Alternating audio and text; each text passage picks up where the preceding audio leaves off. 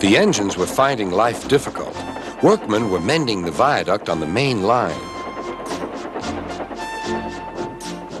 The arches needed strengthening. Sir Topham Hatt did not want to close the railway while the work was done, and so repairs took a long time.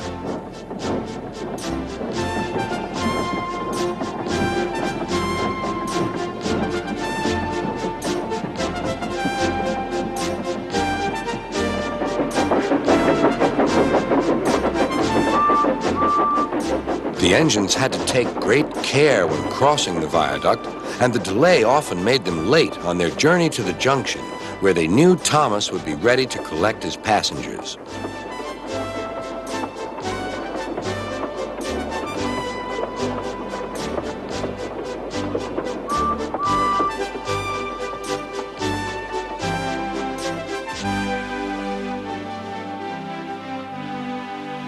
Thomas grew crosser and crosser.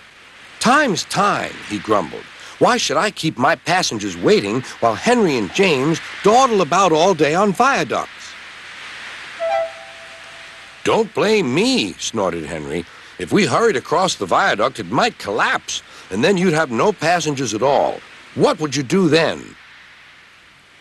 "Run my train on time, for one thing," retorted Thomas. He hurried away before Henry could answer.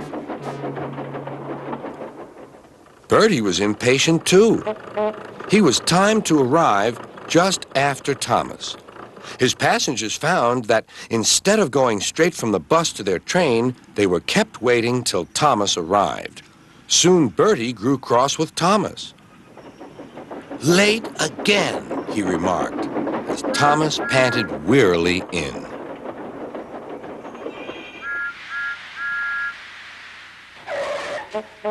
"We may be friends, but I thought you could go fast, Thomas. It's time we had another race. I reckon I could beat you now." Thomas let off steam loudly. "Rubbish!" he hissed fiercely. "It's those main line engines. They dither about on the viaduct, and they blame Sir Topham Hatt's workmen. It's just an excuse for laziness, if you ask me."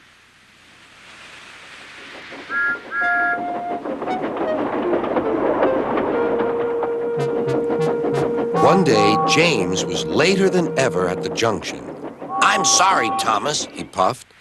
"I was held up at the station, and the viaduct made it worse." "It's lucky for you I'm a guaranteed connection," grumbled Thomas.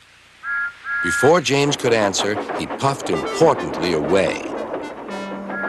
Come along," he panted to the coaches. Annie and Clarabelle did their best, but Thomas soon found that he couldn't save much time.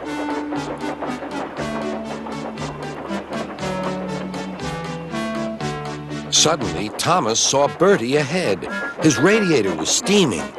"What's the matter?" asked Thomas. "You should be at the station by now. You're late." "I feel dreadful," moaned Bertie. "All upset inside, and driver says he can't make me better." "Thank goodness you're late, too. Can you take my passengers, please? They'll never get home otherwise." "Of course," agreed Thomas. He now felt sorry for Bertie and promised to get help at the next station. Thomas set off again. Already he felt much more cheerful, and Bertie's passengers, traveling in Annie and Clarabelle, all reached home safely. When Bertie was better, he came to thank Thomas. "I'm sorry I teased you about being late." "That's all right," replied Thomas. "I'm glad I could help. There are times when being late isn't such a bad thing after all." With a last cheerful greeting, the two friends went back to work.